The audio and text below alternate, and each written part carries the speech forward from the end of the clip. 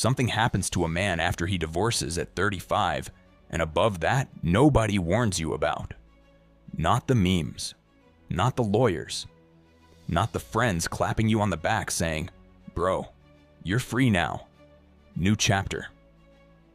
1 month, you're coming home to the same front door, the same voices, the same little chaos. The next month, you're standing in a half-furnished apartment, eating cold food over the sink, staring at photos of a life you now only visit every second weekend. And everybody acts like you should be happy about it. Like you've been promoted to some upgraded version of single man. You haven't been promoted. You've been stripped. This video is about what really happens to men after divorce at 35 plus. Not the Instagram version. The version you feel at 2 a.m. when the silence in your new place is so loud you can hear your own heartbeat. The lie they sell you about divorce. They tell you divorce is just a legal event. You sign some papers, split the assets, work on yourself, maybe start dating again. On paper, you lose a wife and some money. In reality, you lose an entire identity. For 10, 15, sometimes 20 years, you weren't just you. You were husband. You were dad. You were the guy who fixed the sink, paid the bills, planned the holidays, lifted kids into car seats, carried groceries up the stairs. Your life had a center of gravity, a routine, a reason to stay late at work and a reason to come home. Then one day, it's gone. You don't wake up and think, "Wow, I'm finally free." You wake up in a bed that isn't yours yet, in a room that smells like paint and cardboard, trying to remember which box your life is in. The world calls it a new beginning. Your nervous system experiences it as a car crash in slow motion.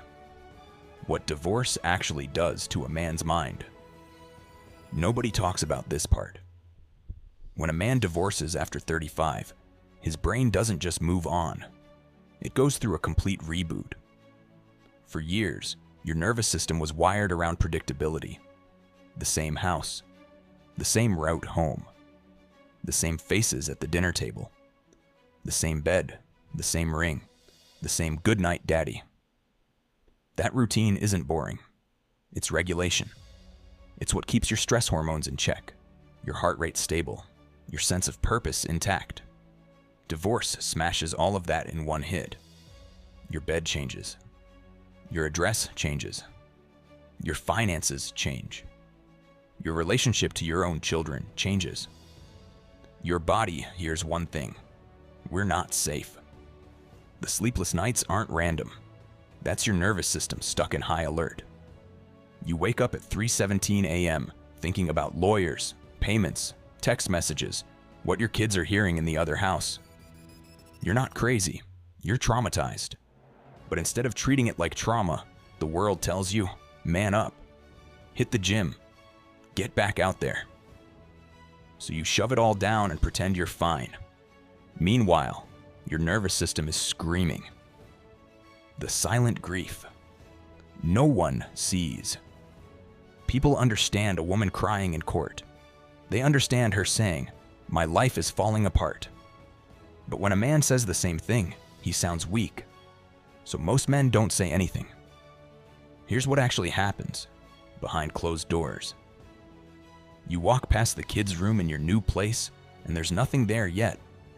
Just a mattress on the floor and a couple of toys you bought to make it feel like home on the weekends. You sit on the couch and scroll through old photos. Not the ones you'd post online. The random ones.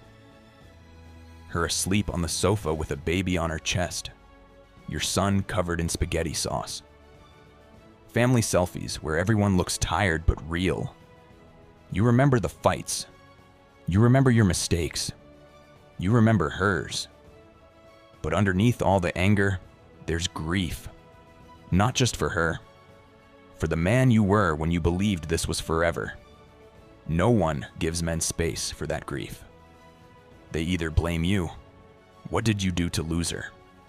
Or they rush you, "Bro, forget her. Plenty of women out there." So you go quiet. You go to work. You nod along. Inside, it feels like somebody died and nobody showed up to the funeral. Money, courts, and the feeling of being disposable. Then there's the practical side. The part that makes men bitter. Divorce at 25 is painful. Divorce at 35 plus is expensive. By then you've built something.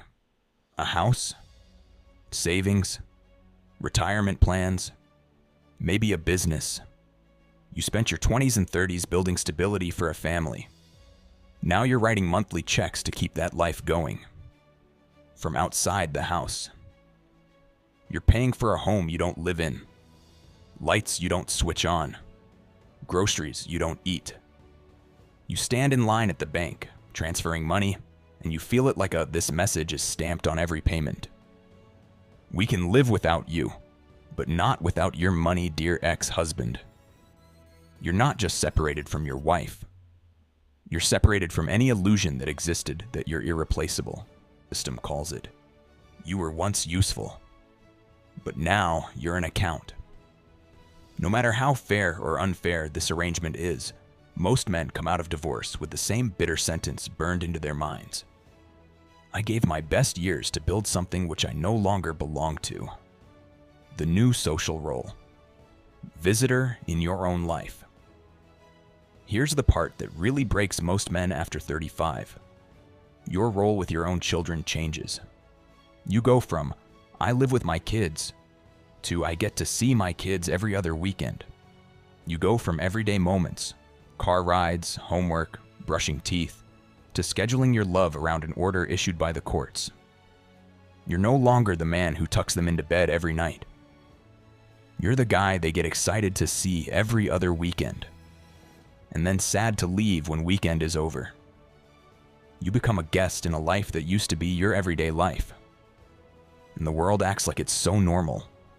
Like kids bounce back. Like it doesn't even matter that you now experience parenthood in fragments. Every Sunday night you drop off the kids off. It feels like a small funeral.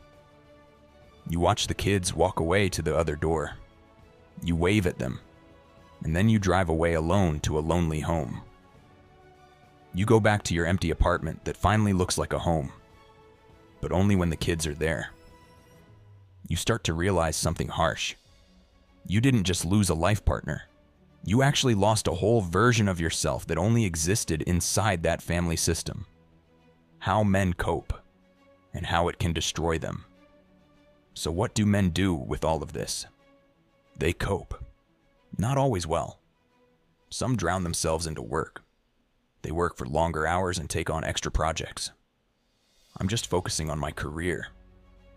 They say some drown it into some form of distractions. New dating apps. New bodies. New parties. They try to prove to themselves that they still have it. That someone out there still wants them. Some drown themselves into substances. Alcohol, weed, pills, anything that can make an evening shorter. Some drown themselves into self-improvement as an addiction. Gym obsession. Biohacking, endless productivity, trying to become the ultimate man so they never feel disposable again. From the outside, he may look like he's doing great. New muscles, new car, new hobbies. But on the inside, a lot of divorced men over 35 are just running from silence. Because in the silence, the real questions show up. Who am I if I'm not someone's husband? What kind of father can I be from this distance? Will I ever trust anyone enough to build a life again? Did I waste my best years? The story she tells versus. The story he lives after divorce. Both people rewrite the past, but they rewrite it in totally different directions. Very often, the woman frames the story as, I was unhappy for years. I finally chose myself. He hears that and thinks, if you were miserable beside me for a decade, what does that make me? A fool? A jailer? He goes through old photos and wonders, were you faking this smile? This holiday? that anniversary speech. For her, rewriting the story can be a form of survival. She needs a narrative that makes leaving make sense. For him, that rewrite can feel like erasing his whole adult life. You can do everything imperfect but sincere for 15 years and then wake up as the villain in someone else's version of their history. That does something to a man's soul. It hardens him. It makes him suspicious, cynical, and closed up. Not just towards women, but towards hope. It's all his fault. The convenient myth culture loves a simple story. Good mom, bad dad. If the mom leaves, the assumption is the dad must have messed up. Drinking problem, cheating, abuse, something. Sometimes that's true. Sometimes men destroy their own homes.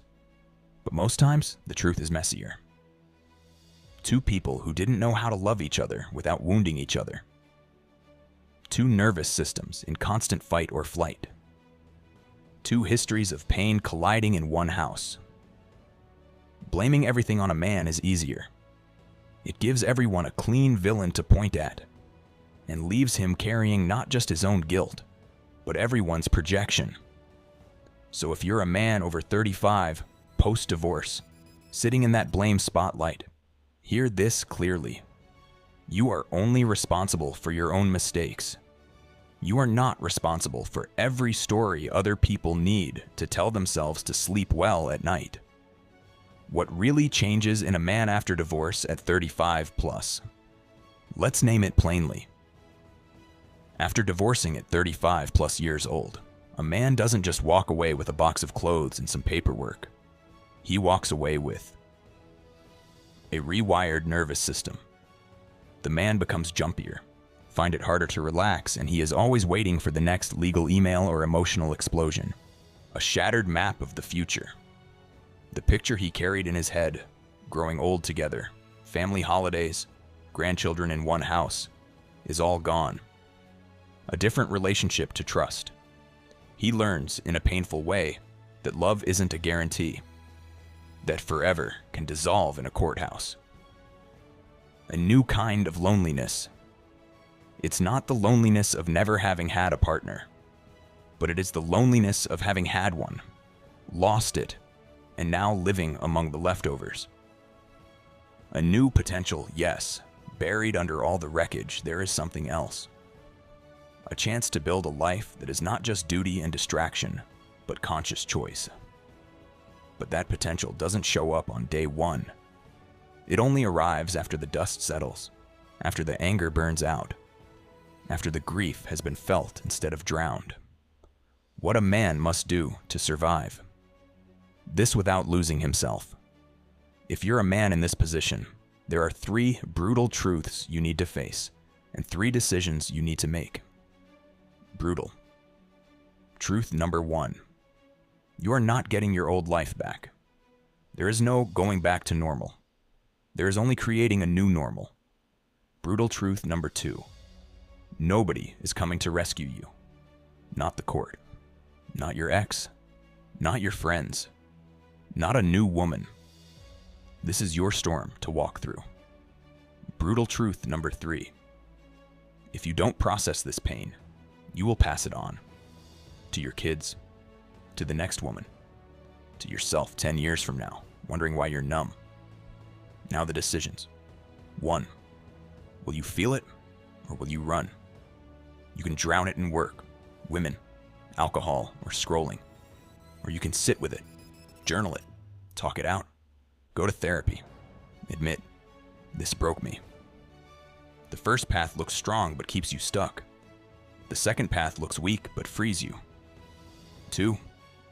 Will you fight for presence or just pay for it? You might not control custody laws, but you control whether you show up fully when you do have your kids. Not as the fun Disneyland dad pretending nothing hurts, but as the grounded father who lets them feel safe in your presence. 3. Will you let this define you or refine you? Divorce can turn you into a permanent victim, preaching about how evil relationships are. Or it can carve you into a man who knows his limits, his values, his boundaries, and chooses connection again one day from strength, not desperation. If you are a man over 35 going through or recovering from divorce, the real danger is not her anymore. The real danger is what this experience convinces you about yourself and about love. If you let bitterness write your philosophy, you will spend the rest of your life defending yourself from ghosts. If you let grief harden your heart instead of healing it, every new relationship will be a reenactment of an old wound. But if you face what this did to you, financially, emotionally, spiritually, without lying to yourself, if you rebuild slowly, with integrity, if you stay a father even when you're no longer a husband, then this divorce, as brutal as it is, doesn't have to be the moment your story ends.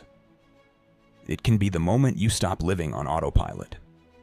Not the start of freedom, as the world defines it, but the start of conscious manhood, where you know exactly what it costs to build a life, and you refuse to give yourself away cheaply, ever again.